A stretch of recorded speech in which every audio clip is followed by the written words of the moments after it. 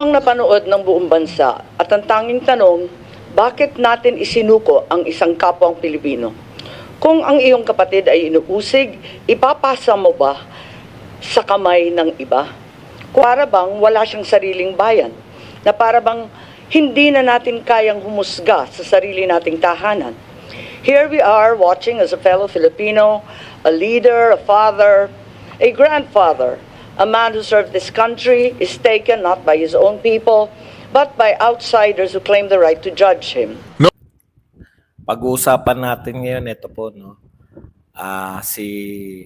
Nilaglag na ba ni BBM ang kanyang kapatid, ang kanyang manang, Aimee? Kasi dito po sa mga latest event, no, ng Alyansa Bagong Pilipinas, ay hindi na po pinopromote. 11 na lang po ang sinasabi ni BBM na pangalan at 11 na lang ang kanyang pinaboboto sa kanilang mga supporters, no? So laglagan na. Nakakaawa naman si Aimee kasi kahit po dito sa Senate hearing, alam po natin yung purpose, no? Okay. Mamaya pag-usapan natin 'yan. Pag-uusapan din po natin ito pong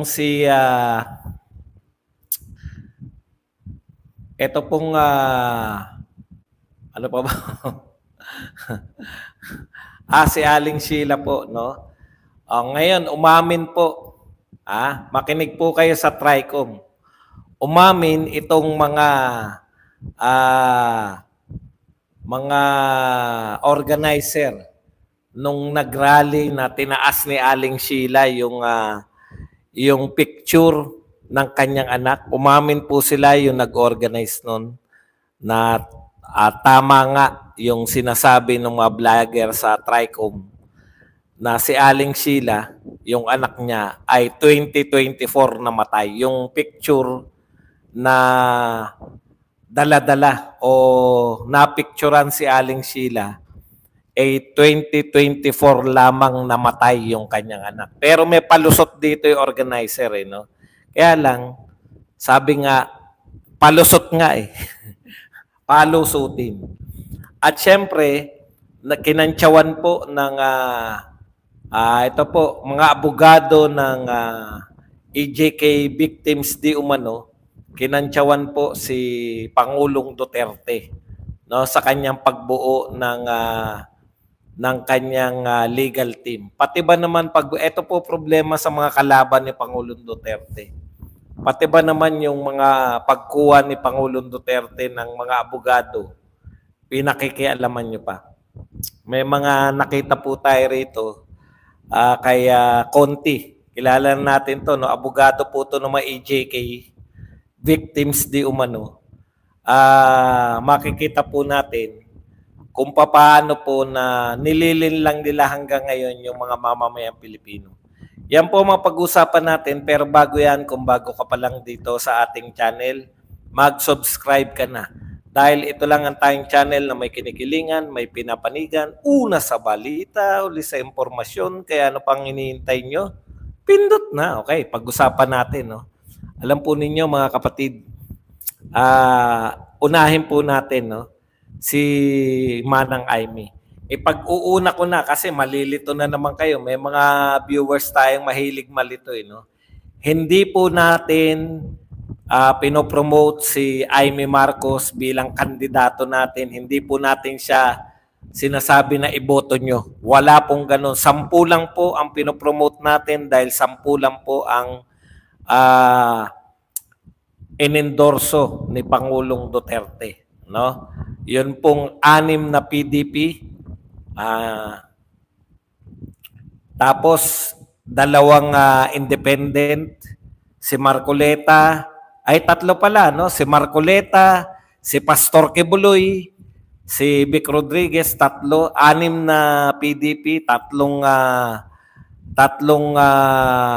guest candidate ng PDP, at saka isa pong inendorso ni Pangulong Duterte sa Hong Kong, si Dr. Mata, no? Yan lang po ang tanging kandidato natin. Ano man ang pag-uusap natin kay Amy Marcos, pagsusuri po natin to. No? Okay.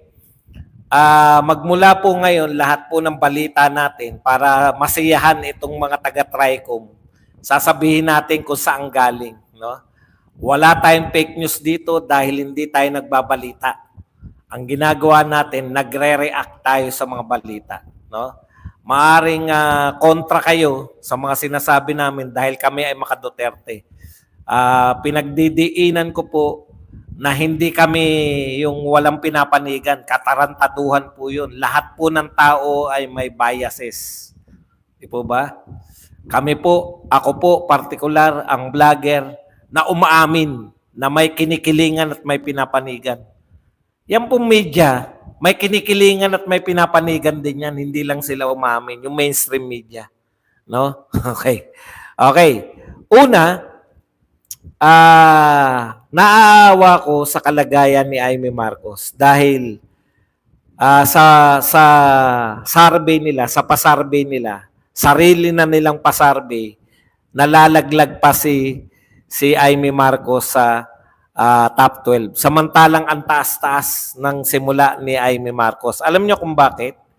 Ayaw sa kanya ng ang tingin sa kanya ng mga loyalista ay maka-Duterte. Ang tingin naman ng mga maka-Duterte, mangga siya. No? Siya ang dahilan. Siya ang kakilala ni BP Sara. Hindi naman si Bongbong. Siya yung nagkumbinsi, kumbaga, kay BP Sara para maging kandidato o maging vice president ni BBM. Kaya alam na alam natin na si Amy, siya po talaga yung utak ng panggagamit sa mga Duterte. Di po ba? Kaya po, ayaw din natin siya. Kaya laglagin eh. Si Villar naman po, wrong move po ito, no? Wrong move po sa mga Villar na ang lapit-lapit nyo na sa mga Duterte. Ano nangyari? Bakit kayo, di ba? Kung si Villar sana, si Camille Villar, ay tumakbo sa ilalim ni Duterte, baka si Bongo na nga nangunguna ngayon. Di ba? Pumapangalawa na si Bato. Baka pangatlo pa si Villar dahil sikat po ang mga Villar eh. Mali kayo ng kinampihan. Wala kaming magagawa. Pero anyways, nakakaawa si Amy kasi kaya siya nilaglag ng kanyang kapatid dahil nagpasimuno siya ng pag-iimbestiga dito sa illegal. Opo, hindi po yan fake news. Illegal po yan dahil walang due process. Ang tawag nga ni BP Sara, at hindi naman kami nagsasabi niyan, no? Sumasang-ayon lang kami. Kasi nakita po sa hearing ng Senate na totoong walang due process. Hindi nyo talaga hinarap si Tatay Digong, presidente ng Pilipinas, hindi nyo talaga hinarap sa korte.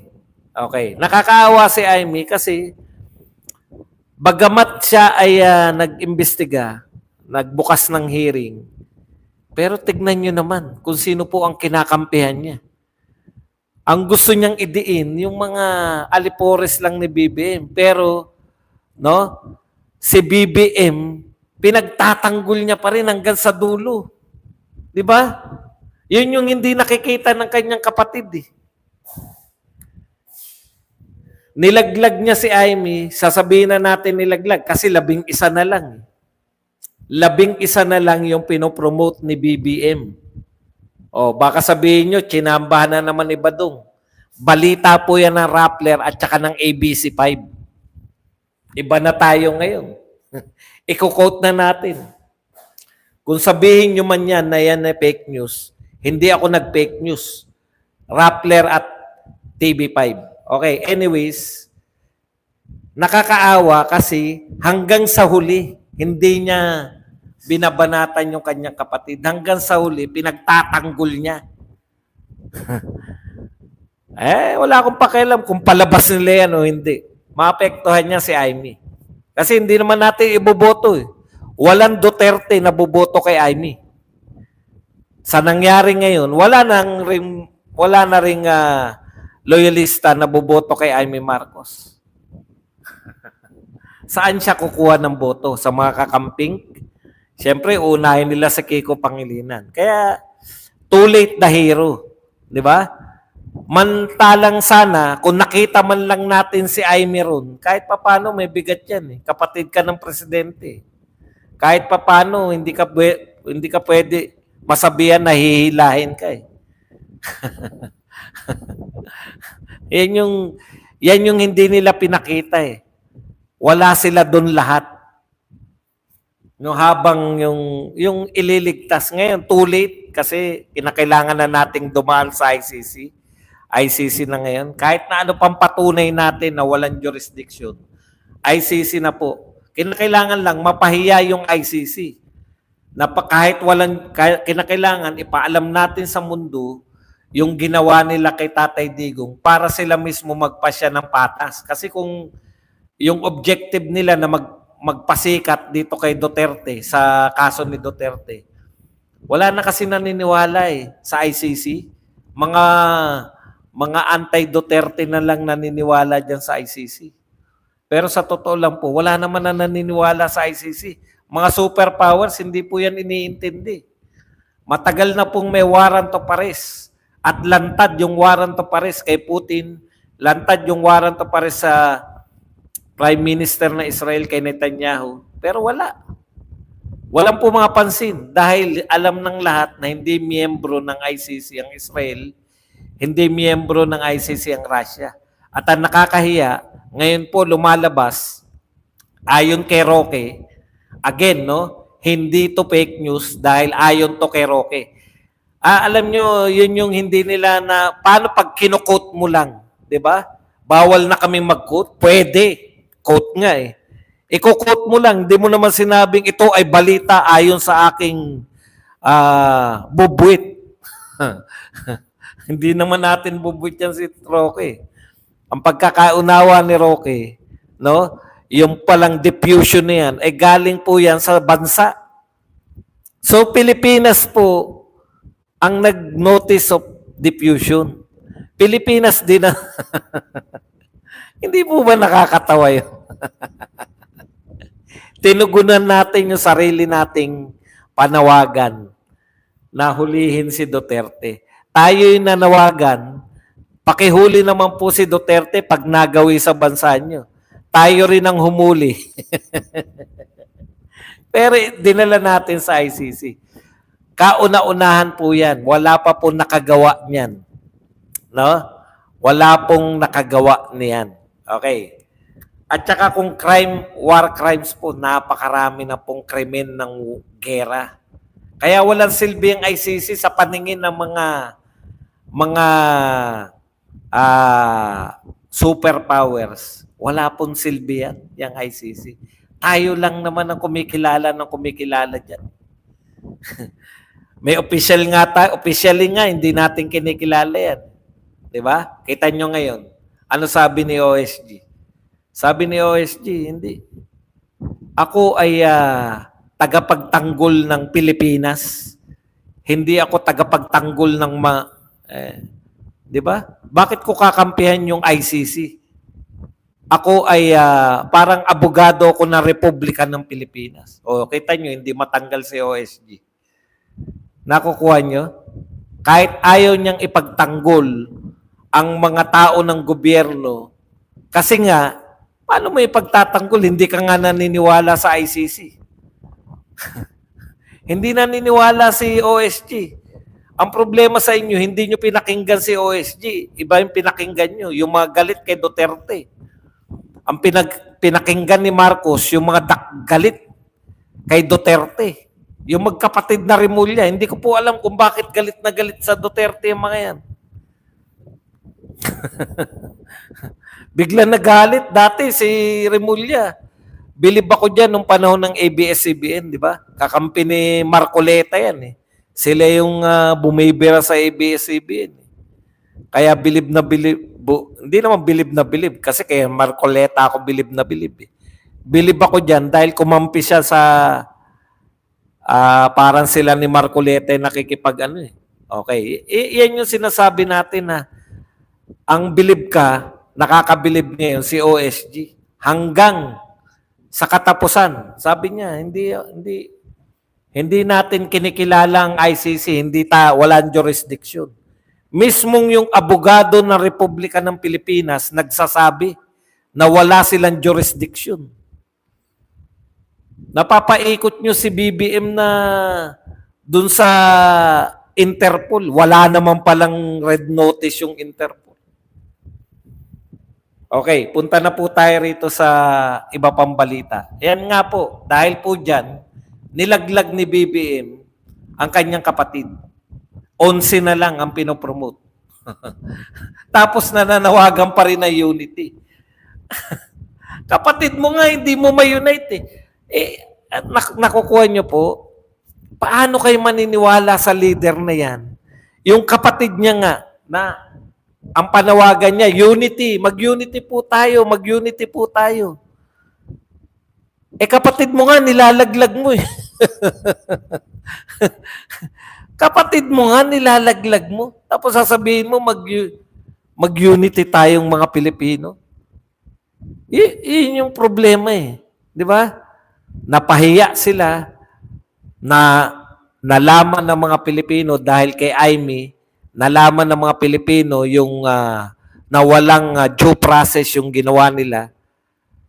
Buong akala natin, mukhang parang tama yun kasi may warrant of arrest.